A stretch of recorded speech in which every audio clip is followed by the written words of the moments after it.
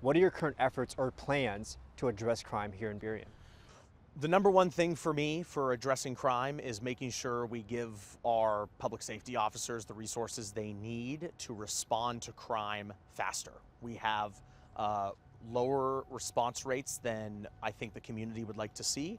I think certainly that people expect their police force to be able to respond quickly to crime. And so that's the number one issue that I've been trying to address by allocating resources to get the Burien police force the numbers they need as well as the tools they need to respond to crime faster. The second thing is I've been a strong advocate and leader on getting our co-responder model so that police officers are actually responding to mental health crimes with a mental health officer.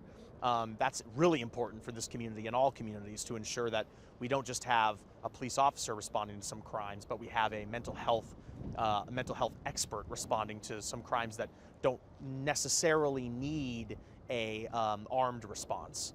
And then third and lastly is that we have a 14 officer deficit here in the city, and we need to make it easier, better, more opportune for folks to join the police force and go through the academy and fill those empty positions. Another topic that was brought up, it's related to crime, is youth violence. Parents have shared concerns about youth violence on campus, near campus as well. They're just sharing concerns about their children's safety. What are your current efforts or plans to address this? Well, I've been talking about this for years. In 2020, I witnessed a crime by someone who was only 13, a serious crime, gun violence on my street. Someone was walking down the street at night. A 13-year-old came up behind him and shot him in the head. And that inspired, if not motivated me more than I was already motivated to address gun violence in this community. It's not just youth gun violence, it's youth, it's issues at school, it's issues with property damage, but mostly my main concern is with gun violence and access to guns. We need to do all that we can to reduce gun violence in our community, especially youth-directed gun violence. This is huge. I mean, we have families that are broken. We have kids going into the criminal justice system because they did a violent crime under the age of 18.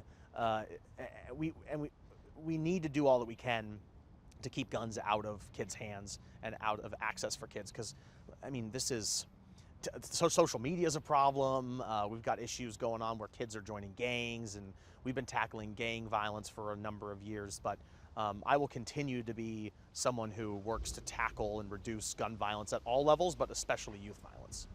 A big topic that was a common theme was the topic of homelessness. What are your current efforts and plans to address homelessness in Burien, in the main areas and also in the areas that some residents say have been overlooked? Yeah, well, we've been working really hard this year to address homelessness, both by leading with services, but also keeping our public spaces accessible for everybody. So we've been doing both. We've been enhancing our service outreach and getting folks off the streets and into shelter and services, but we've also been doing what we can to make it so that public spaces are safe and accessible for all. I mean, just on Monday night during the council meeting, I had a Hispanic family come up to me and say they live in an area where there's a homeless encampment and there's drug dealing going on, there's loud noise at night, there's shootings, there's issues associated with what's going on near their apartment complex, and they're wondering when they're going to get some help because they go to work, they wake up and go to work every day, they're immigrants.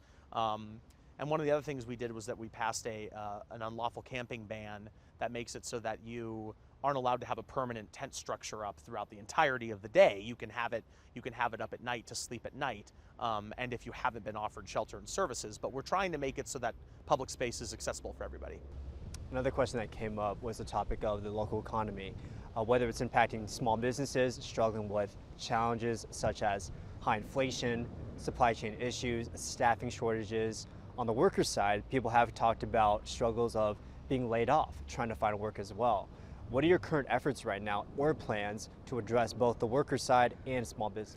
For sure. I mean, I'm endorsed by the local Burien Business Association, as well as a lot of different business groups that want to see more economic development in the city of Burien. I voted in favor on Monday of increasing the minimum wage in the city of Burien that did not pass. There were not enough votes to pass it, but I was a vote in favor of increasing the minimum wage. I'm a strong advocate of our local restaurants to ensure that we can continue to protect our local diverse restaurant community and make sure that Burien remains a destination for many people to come and enjoy a meal, but also stay and spend money. We want to make sure that our economy continues to grow and attract businesses of all shapes and sizes. But also we want to make it so that Burien's a place that we're empowering workers, but also business creators. You know, we're a society of entrepreneurs. Not just the United States, but more locally than just the U.S. We're a society of entrepreneurs here in the Puget Sound region, and I want to continue to make Burien a place where people decide to put down roots, both as a family, but also grow a business and contribute to the economy that way. So I'm finding policies, and I've been working on policies for years, that contribute to the growth of the business sector, but also enhance protections for workers and make Burien the best place to live and work. Another question they talked about was the topic of housing.